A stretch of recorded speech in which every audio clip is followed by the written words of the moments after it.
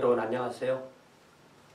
오늘은 요한계시록 14번째 요한계시록 5장에서 하늘의 예배 8절에서 14절까지인데요. 하늘의 예배에서 어떻게 기도를 드리고 찬양을 드리나, 그리고 지상의 예배와 어떻게 연결되나, 그리고 특별히 제가 오늘 초점을 맞추려고 한 것은 성자께 드리는 예배, 성자께 드리는 찬양과 성부께 드리는 찬양 예배가 근본적으로 어떤 차등이나 다름이 있나, 아니면 같은 내용을 또 두 분께, 성부께도 드리고 성자께도 드리나, 이걸 한번 이 말씀을 통해서 보기를 원합니다. 오늘 우리가 보려고 하는 이 본문에는 찬양과 기도가 강조돼서 나옵니다. 8절에 보니까 죽임당하신 어린 양, 6절에 나오는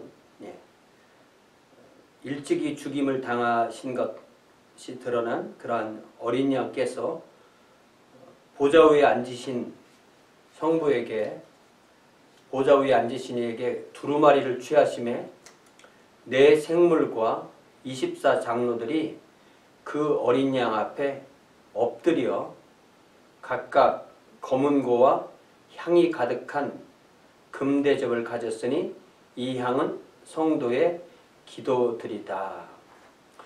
어린 양 예수께서 보좌 위에 앉으신 성부 하나님의 손에서 두루마리를 받으시고, 이제 이 두루마리에 그 인을 떼는 것이 6장부터 나오면서 어떤 재앙이 임하는 그런 것이죠. 어린 양 예수께서 두루마리를 받으셨을 때 네 생물, 그러니까 그룹이라고 한국말에 음역한 체루빔, 그러니까 체루비 단수이고 체루빔이 복수이고, 체루빔 자체가 이제 히브리어입니다. 체루빔과 24장로들이 어린 양 앞에 엎드려서 경배합니다. 그러니까 그 예배의 형태가 실제로 엎드려 절하는, 바우다운, 내지는 무릎을 꿇고 또 절을 하는 그런 형태이죠.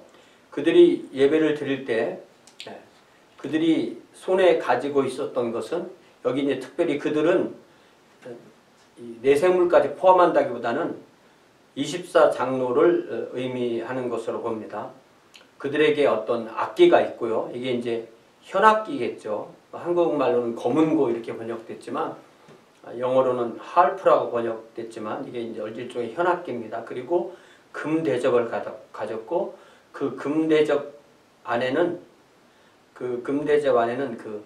어떤 향료, 향이라는 어떤 냄새가 아니라 그 냄새를 내는 그 물질이 가득했고, 그것은 성도들이 드린 기도다. 그러니까 천상에 있는 성도가 드린 기도라기보다는 우리가 지상에서 성도들이 드리는 기도가 이렇게 그곳에 향을 넣는 그 그릇 안에 일종의 이제, 그러니까 이 금대접이 결국 향로죠. 향로에 담긴 것으로 이렇게 되어 있습니다. 자, 일단 이 본문에서 중요한 것은 이 예배를 받으시는 대상이 바로 어린 양 앞에 엎드렸다고 했으니까 우리 주 예수 그리스도께 예배를 드리는 것이 분명합니다. 그러니까 유대인이든 우리든 피조물을 예배하지 않습니다. 예수께서 우리의 예배를 받으신다는 의미는 예수님은 성부 하나님과 동등하신 하나님이시라는 그런 의미입니다. 그러니까 성자 하나님은 성부 하나님이 낳으신 하나님의 아들이시고 하나님이 낳으신 하나님이십니다. 4세기 초반에 이집트의 알렉산드리아에서 장로였던 아리우스는 하나님이 예수님을 낳았다면, 성부께서 성자를 오늘 낳았다면 어제는 낳지 않았을 것이고, 그러니까 하나님은 영원히 하나님이지만 성부는 성부가 아니었을 때가 있다. 아들을 낳았을 때의 아버지라 부르니까 성부는 영원하지만 성자는 영원하지 않고, 마찬가지로 성자도 역시, 그러니까 하나님은 영원하지만 하나님은 항상 성부였던 것이 아니고, 또 하나님은 영원하지만 성자는 태어난 날이 있으니까 영원한 것이 아니다. 그렇기 때문에 성자는 하나님에 포함되느냐 피조물에 포함된다 할 때 피조물에 포함된다, 이렇게 이해를 했던 것이죠. 그러나 벌써 그 이전에 오리게는 그 말씀은 시편 2편 7편의 그 말씀, 시편 2편 7절의 그 말씀의 의미는 성부가 오늘 나왔다는 것이 아니라 성부와 성자는 항상 오늘이라는 이 영원한 현재에서 성부와 성자의 관계를 갖는다는 의미라고 그렇게 이해를 하게 됩니다. 그러니까 이 아리우스주의나 어떤 그 중세의 소시너스주의나 또 유니테리언이나 또 여호와의 증인이 결코 그들의 이성으로 인정할 수 없었던 성부에게 드리는 예배, 성부에게 대한 신앙과 성자에게 드리는 예배, 성자를 향한 그 신앙에서 그들의 이성으로는 그것을 받아들이지 못할지 모르지만 성경은 분명히 이렇게 성자 예수를 예배하고 있다는 것입니다. 그들은 그들의 이성에 맞지 않는다고 하여서 성자 예수를 예배하기를 거부합니다.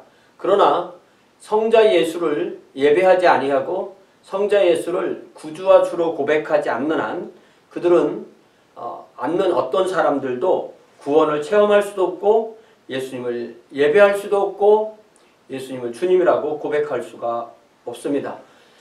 이들이 드린 예배를 다시 보면 이들은 몸이 와서 예배를 드리고 몸이 올 때는 이미 시간도 드린 거고요.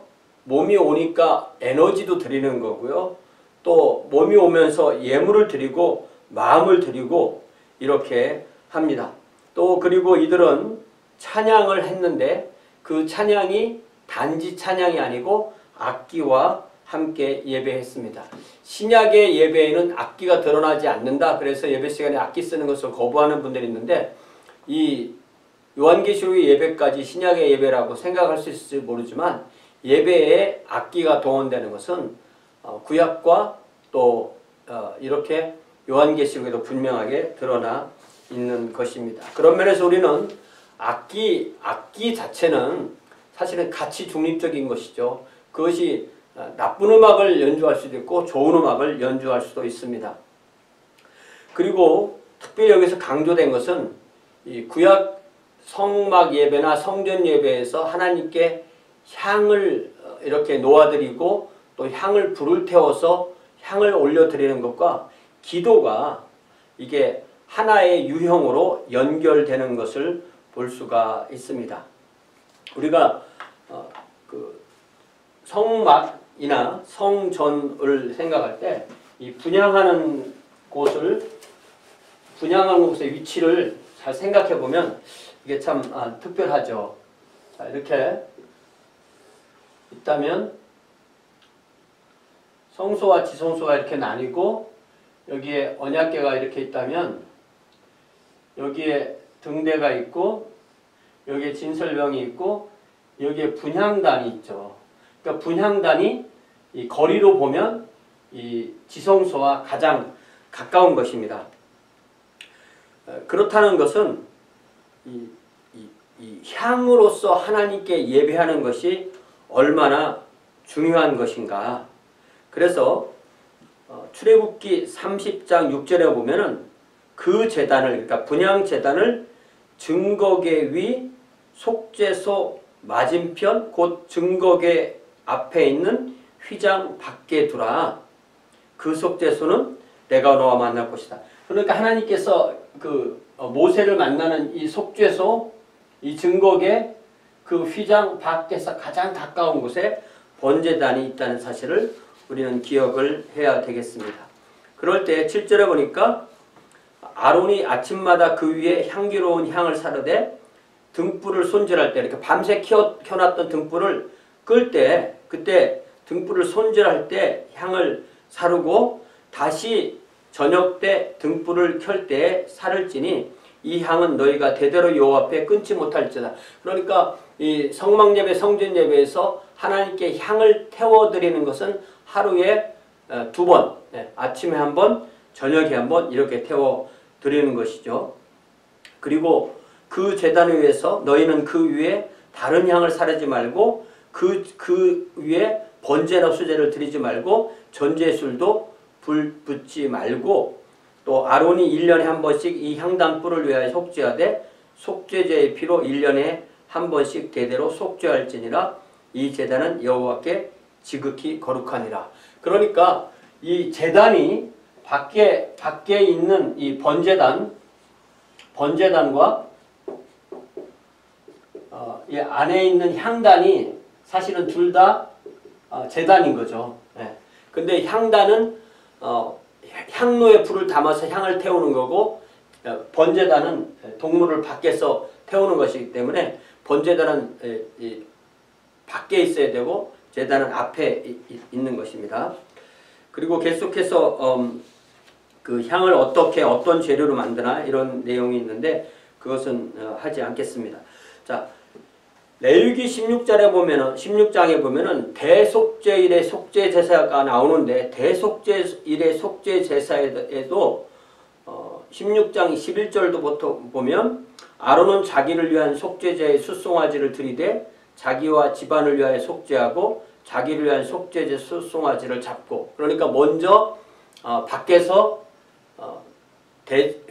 대속죄일에 먼저 할 일이 숫송아지를 잡고 그 다음에 이 향단에 있는 향로를 가져다가 여호와 앞 제단 위에서 피운 불을, 그러니까 어떤 그 숯불을 이겠죠. 피운 불을 그것에 채우고 곱게 간 향기로운 향을 두 손에 채워 가지고 다시 들어가서 이 지성소 휘장 안에 들어가서 여호와 앞에서 분향하여 향연으로 증거계 위 속죄소를 가리게 할지니 그리하면 그가 죽지 아니할 것이요.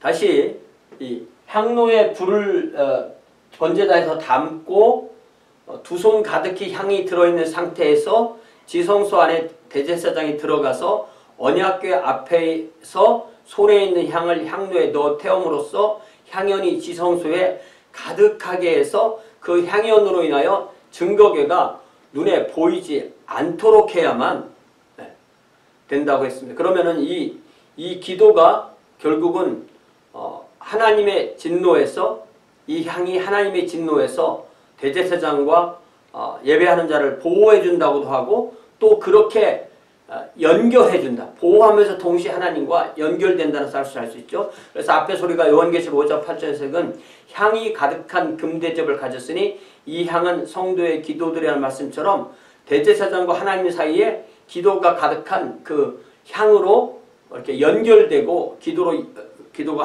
기도로서 하나가 됨을 알 수가 있습니다. 역시 시편 141편 1절과 2절에서도 분향과 기도를 연결하여서 여호와여 내가 주께 불렀사오니 속히 내게 오시옵소서. 내가 부르짖을 때에 내 음성에 귀를 기울이소서.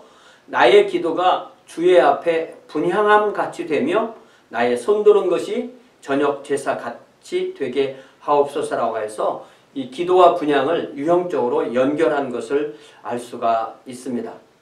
그래서 요한계시록 5장 8절은 우리의 기도가 주님께 어떻게 상달되는지를 그림처럼 아름답게 묘사하고 있고, 우리가 기도할 때 우리는 즉각적으로 24장로의 그 분향단에 그 향로에 기도가 담겨져서 그것이 향로 안에 담겨져서 타는 향처럼 죽임당하신 어린 양과 보좌 위에 앉으신 하나님께 그 기도가 드려지게 되는 것입니다. 그리고 요한계시록은 한번 나온 내용이 자꾸 이렇게 동심원을 그리면서 계속 나오기 때문에 이 기도와 향과의 관계를 8장 3절부터 다시 볼 수 있는데요. 8장 3절부터 보니까 또 다른 천사가 와서 제단 곁에 서서 금 향로를 가지고 많은 향을 받았으니, 그러니까 앞에 말한 금 대접이나 금 향로가 같은 겁니다. 큰 향로를 가지고 많은 향을 받았으니 이는 모든 성도의 기도와 합하여 보좌와 금 제단에 드리고자 함이라. 향연이 성도의 기도와 함께 천사의 손으로부터 하나님 앞으로 올라가는지라. 그러니까 앞에서는 이 향이 기도다 이렇게 했는데 여기서는 향연과 기도를 이렇게 동시에 하나님 앞에 올라간다고 그렇게 표현하고 있습니다. 이제 9절에 보니까 5장 9절에 보니까 그들이 새 노래를 불렀다. 우리가 하나님께 드리는 이 찬양이 새 노래인 이유는 바로 예수 그리스도께서 하신 일이, 어린 양이신 우리 주님께서 하신 일이 어떤 결과를 나타냈는지를 이 24장로를 중심으로 하나님 앞에 고백하기 때문입니다. 두루마리를 가지시고 그 인봉을 떼기에 합당하시도다. 일찍이 죽임을 당하사 각 족속과 방언과 백성과 나라 가운데서 사람들을 피로 사서 하나님께 드리시고, 그리고 사람들을 피로 사서 하나님께 드리셨다는 것이 대속의 죽으심으로 사셨다는 것이죠. 그들로 우리 하나님 앞에서 나라와 제사장들을 삼으셨으니 그들이 땅에서 왕노릇하리로다. 그러니까 예수님이 유일하게 그 두루마리를 받으실 수 있는 이유는, 가장 핵심은 예수님의 대속적 죽으심으로 세상 가운데서 각 족속, 방언, 백성, 나라 가운데 있는 사람들을 하나님의 왕국 백성으로 사서 하나님께 드리셨고, 그들이, 그러니까 저와 여러분이 하나님 앞에 나라와 제사장, 또 나라, 또 왕노릇 할 수 있도록 그렇게 하셨다고 말씀하셨습니다. 하나님이 그의 피로 우리를 사셨다라는, 예수님이 그의 피로 우리를 사셨다는 말씀은 사도행전 20장 28절 사도 바울이 밀레도에서 에베소의 장로들을 불러서 말씀한 그 고별연설한 곳에서도 나오는데, 여러분 자기를 위하여 또는 온 양떼를 위하여 삼가라. 성령이 그들 가운데 여러분을 감독자라 삼고 하나님이 자기 피로 사신 교회를 보살피게 하셨다. 하나님이 자기 피로, 하나님이 자기 피로, 이 말씀이 맞으려면 예수님이 하나님이셔야만 이 말씀이 맞습니다.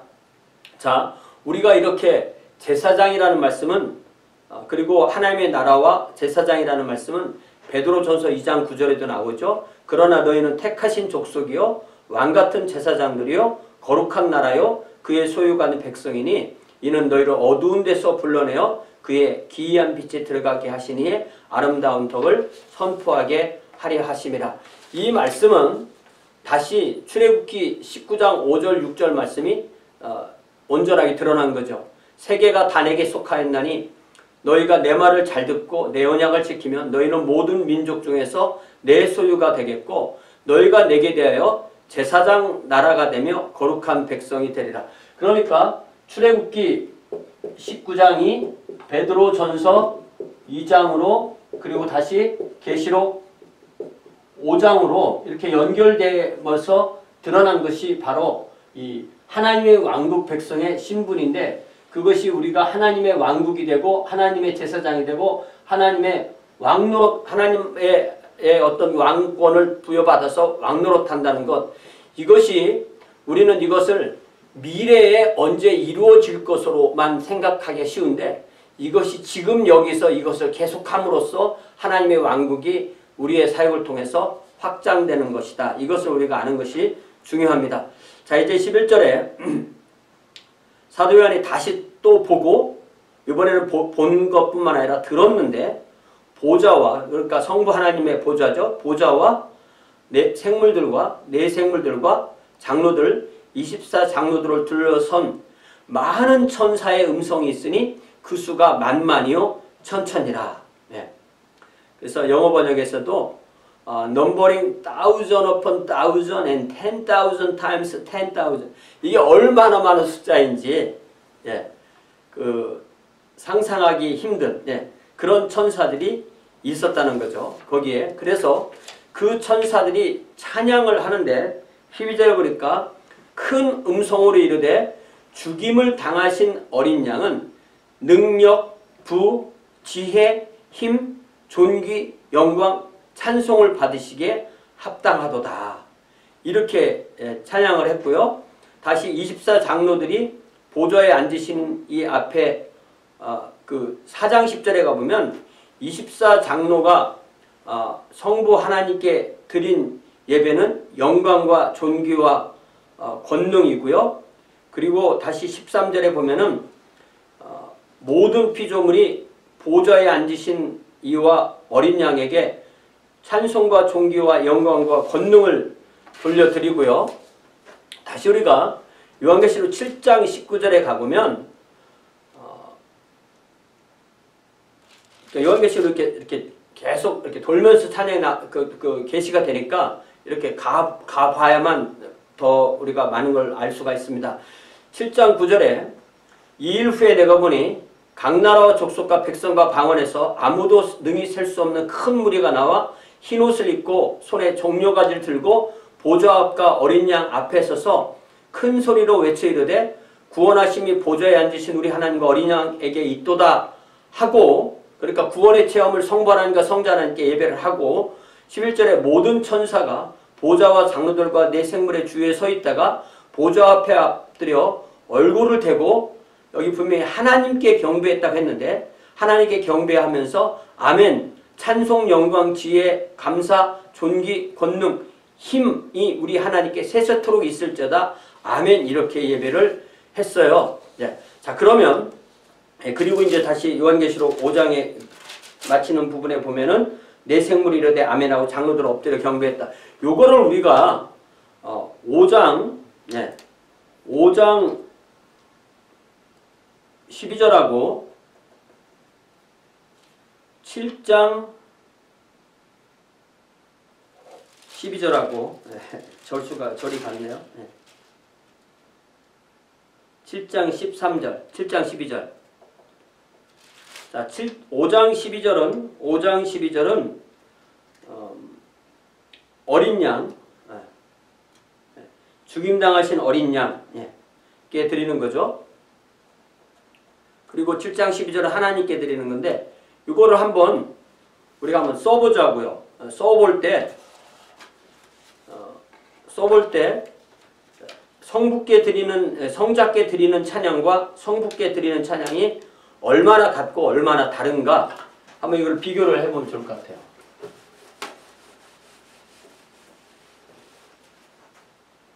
자, 5장 12절은 어린 양께 드린 찬양이고, 7장 12절은 하나님께 드린 찬양인데, 5장 12절은 능력, 부, 지혜, 힘, 존귀, 영광,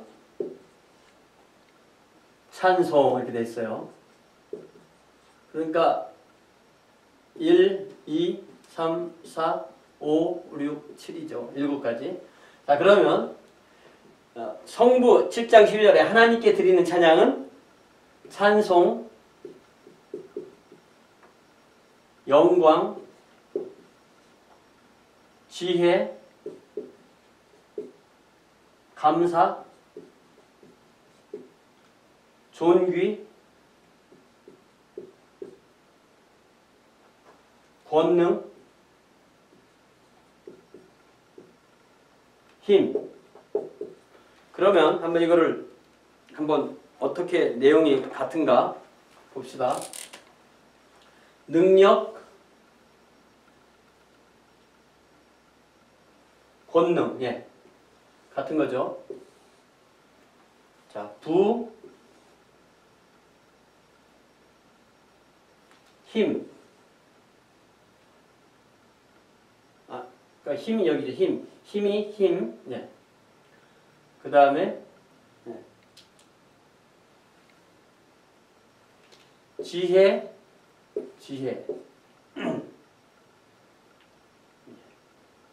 그 다음에 존귀, 존귀, 영광, 영광, 찬송, 찬송. 그러면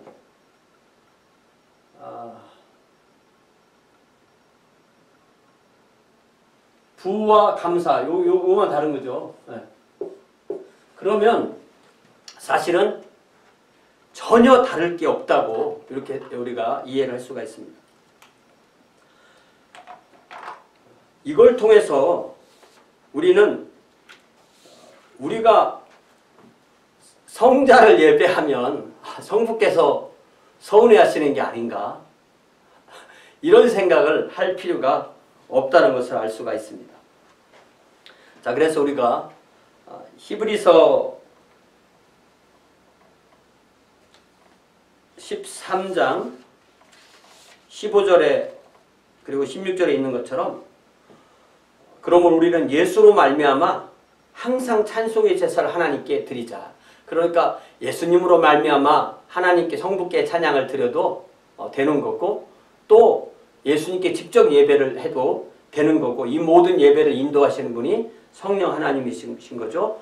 또 그렇게 하면서 동시에 오직 선을 행함과 서로 나눠주는 것을 잊지 말아라. 하나님의 이 같은 제사, 이 같은 예배를 기뻐하신다. 이렇게 말씀하셨어요. 그래서 우리가 이 요한계시록 특별히 이 5장은 천상의 예배에서 이 삼위일체 하나님이 예배 받으시는 것이 이렇게 분명하게 드러납니다. 그래서 우리의 예배를 받으시는 분은 삼위일체 하나님이고, 성부께 예배하는 것, 성자께 예배하는 것, 성령 하나님께 예배하는 것이 항상 우리의 예배는 핵심이 돼야 된다는 것이고, 그렇게 예배하면서 우리의 그 정체가 드러나는 거죠.